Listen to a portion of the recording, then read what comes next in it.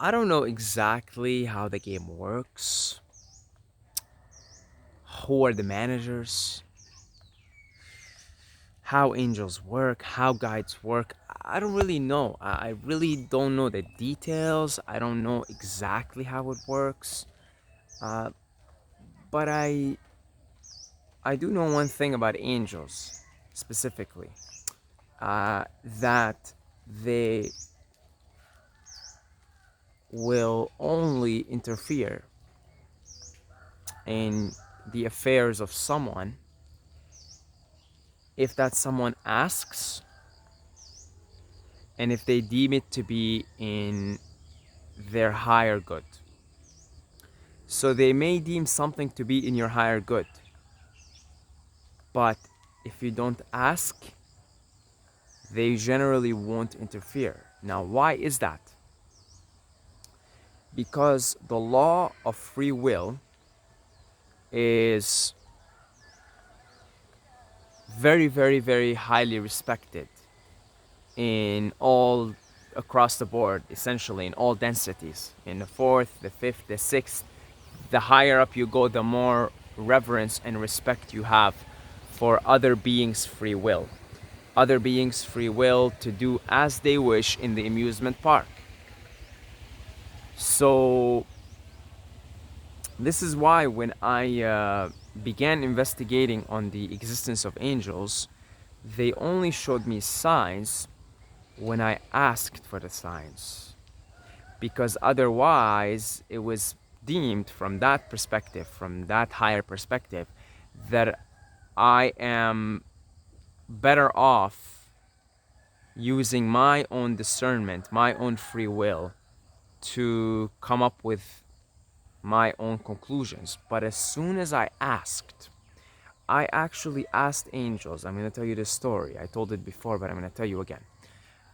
I asked angels. This was right around the time I began experimenting with psychedelics and I was like doing these massive trips.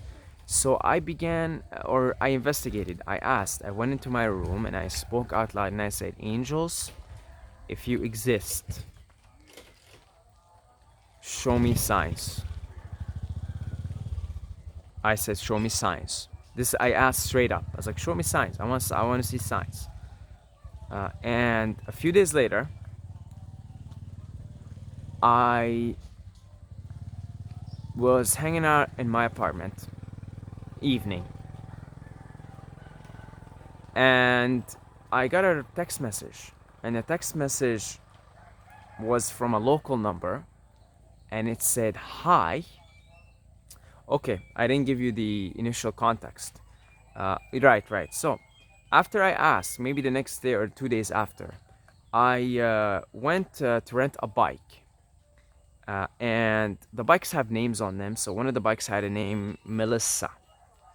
And I just looked at the bike like this, and I had this weird feeling that I'm going to meet or come across a Melissa. And I think the last time I came across a Melissa was back in grade 8 or grade 9 when I first came to Canada. There was a cute girl in class, her name was Melissa. And I actually haven't come across a Melissa ever since. It's not like I come across a Melissa every day. You know, believe it or not, I've only come across one Melissa before. This is the other one. So I looked at this and I'm like, this is weird. Then I'm like, I'm gonna come across a person named Melissa. And then I told my brother and I told my friend because I was so sure, so sure about it. Like when you just know, you know when you just know. And then a few days later, I get a text message on my phone saying hi from a local number, unknown number. Hi, it's Melissa. Where are you? So then, of course, right away, I suspect my brother and my friend. I'm like, this is bullshit. I call my brother, I call my friend, and I really make sure I get that it's not them. You know, I'm like, okay, look, guys, like, you know, um, I need to know this because there's some more serious things here that I need to know because, and then they didn't do it. It wasn't them. My brother doesn't usually pull these things on me anyway, so it was only my friend was the other suspect. And I, basically made sure it's not him. And well, so then I text back and I say, well, this is Saeed. Do we know each other? She texts back. She said, no, I'm sorry. Just it was a wrong number. So there's a few theories on that. First of all, that was definitely the angels, like beyond a reasonable doubt. It's just the questions are a matter of technical questions, which don't matter that much. In other words, how did it happen? Do they have somebody in a spaceship somewhere, an invisible spaceship, and whenever somebody asks questions, they just call that person and they say, "Hey, we got this guy or this gal over here, and they asked us for proof. So can you just use your universal cosmic phone, call from a local number, and just mention the name Melissa?" Or that it could be something else. It could have been a Melissa that got drunk and lost her friend's number, and then she came and she just dialed two numbers off, which turned out to be my number. Who cares about the technical stuff? The fact of the matter is, those were the angels.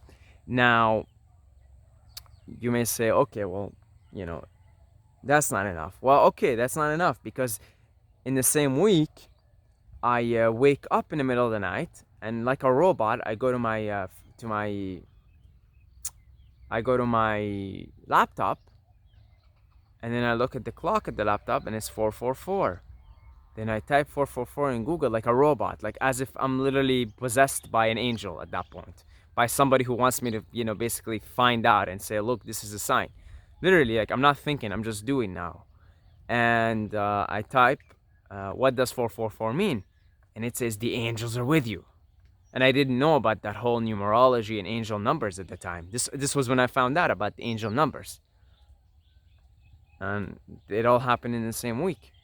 I asked, and they saw that I asked, and then they saw that it's in my highest good at that point to have these signs shown to me, and they did it. Now, if they saw that it isn't in my highest good, they still wouldn't have done it.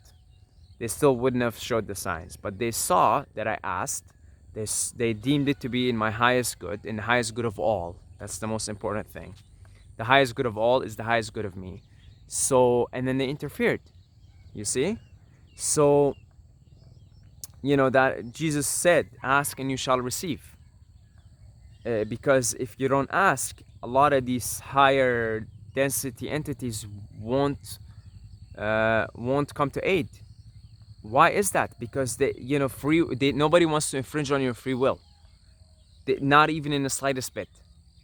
Okay, because if an angel comes to you and helps you, that's an infringement on the free. There's a potential anyway, to infringe on your free will, and now that angel, that entity, is karmically bound to that infringement. You see, so because there is such understanding of the law of free will, then everyone up there is so mindful as to not disturb or infringe on anyone else's free will, even if that step is seen as in the highest good of all. Still, if there's an infringement on free will, there is a karmic bondage there.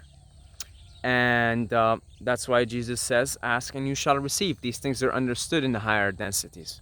It's understood that although I may want to help you, although it may be in your highest good and the highest good of all, but I'm not going to infringe on your free will. Now, if you come and ask me for help, and it is in the highest good of all, I'd be more than happy to help. I'd be more than happy to show you something. If you ask me for a sign, this and that, we'll show you. And that's why it's important, if you have something, to ask the cosmos. Ask the cosmos, because then these entities can come in, because now you allowed them, you invited them, you said, look, it is my free will that I would like some guidance, that I would like some help, that I would like some signs. It is my free will. So then they can come in. It's almost like they're waiting to come in, but they're also waiting for you to ask, so that now there is no infringement on free will. You see? So that seems to be the way things work in the higher densities. That seems to be the way it works. No infringement of free will. Now you could take that and apply it into your existence on this 3D realm. So, help others only when asked for help. I learned this over the years. You can't change anyone. There's no point in trying to change anyone. There's no point in trying to help anyone. Because you would be wasting your energy and you'd be infringing on their free will to do it as they wish. Say you want to help your mom or your dad lose weight or get healthier, but they don't really want to do that, and they haven't asked you for help.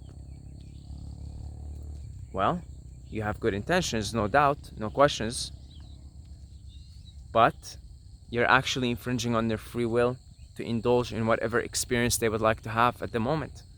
That soul wants to have whatever experience. It wants to experience pain right now. It wants to experience a hamburger. You see? And if they haven't asked you for help, and the asking doesn't have to be totally direct, but you see it, they're gravitating, they're asking you questions like, what are you eating? You know, like, or you know, what do you know, sometimes it's direct. Like sometimes your mom may ask you, like, okay, you look healthy, what are you eating? And then you see she's asking directly. Sometimes it could be indirect. You just see there's a lot of interest from another person in your way of doing things. And then you can help. Because, you know, you're not infringing on their free will. But even better, if they ask you directly, then you help. That's what I do nowadays. I don't really help anyone unless I'm asked. If you ask me, Saeed, can you make this video, or what is your opinion on this, or what is your advice, or somebody messages me on Instagram, then I'm more than glad to provide the input because you asked. Otherwise, I don't want to infringe on anybody's free will. I don't want to interfere in anyone's life. I don't want to interfere in the cosmic unfoldment of things, which, you know, I don't want to cause any conflict, really. Because then I don't want to cause conflict. If you want to eat a hamburger, eat a hamburger. What's my beef here? No pun intended. You know, what's my business? I have no business, you know. You're not acting compassionately with the animals. Well, that's not my business. Yesterday I was clever and I wanted to change the world. Today I am wise and I'm changing myself. I think it was Rumi that said that. And I figure I just change myself, and then I will emanate a high vibration, a high energetic state that will attract those who are ready to move on to whatever level they're ready to move on. Because the light, you can't, like the light, once the sun is out, it's like, it's unmistakable. It's there. You can't ignore it. You can't unsee it. You can't pretend it's not sunny. You know, it's there. The light is there. The light cannot be ignored. It cannot be shrugged off. And once you begin to emanate these higher states of consciousness, then the light will attract those who are ready to move on to the next level, and it will blind others who haven't seen the light for so long and scare them off. Like if you've ever been depressed and you've shut the blinds and you haven't left your house, you know, and you know, the first time you see the sun after not having seen it for a while still in a depressed state, you may look at the sun and go back to your house. Right? Go back to your house. I don't want the sun. Go back to the darkness. So, you know, that you could act also as that for a lot of people. It's too much. It's like, why are you so happy? Why are you so happy? You know? Like I was in a situation one time with a family member where I had these things I do in the morning, the laughter meditation, where I just laugh and laugh and laugh. And this family member got so upset because this family member, you know, you know, they have their own things to deal with. I got, I see how it is. And it's like this family member got upset because it's like, you can't be this happy. Why are you so happy like this? So it's not that not only may you be interfering or infringing on other people's free will, but actually you may even be triggering them by being that vibration, by being that light. So that's a good model to follow. Actually, that's a lot of wisdom. Angels are very wise beings, and six-dimensional, six-density beings, not just angels. They're very wise beings, and I think that's a good model to follow in this 3D realm, because it is also accepting the universe as it is. It is accepting everyone's where everyone is in their soul journey. I mean, really, like if you stop going out trying to help others and trying to change the world, then you accept the world in many ways, right? You accept the world and you accept you. You also accept yourself, and you accept that this is how I am, where I am in my journey. So I'm going to continue to work on myself. And actually, there's a lot of relief and acceptance from that philosophy. And then your energy can be directed towards those who you're here to serve anyway. Okay? Like if I go and try to change my parents, for example, not only will I be unsuccessful in my attempt, I will be wasting a lot of energy, draining my energy and their energy that could actually go into making these videos and speaking to some of you guys and serving you in whichever way, because you guys want to be served. You guys want to be served through these videos. You see, when I speak to some of you guys on Instagram, you want to be served. Like you ask me, Saeed, what do you think? Can you make a video on this? Or, I am in a situation. Can I have your opinion? It's like, well, there's where my energy should go anyway, right? As opposed to trying to go and change something or trying to go change society. Trying to go change society or something like that. When I see that the whole society, it's just, why am I infringing on the free will of other souls? You see? But rather just be the change I want to see, and your vibe attracts your tribe. Your vibe attracts your tribe. So, that's some wisdom from angelic beings right there. Things we can apply into our lives. It'll just make it much less stressful for you too. Okay? So yeah, thank you to all the Patreons for your support. If you'd like to support, a couple of bucks a month, that would be greatly appreciated. The link is in the description. And what else? Yeah, also one-time donations on PayPal. If you'd like to contribute also, there is a link in the description. And Saeed Mobile Instagram, if you want to reach out directly. And that's about it. Until next time, may the force be with you.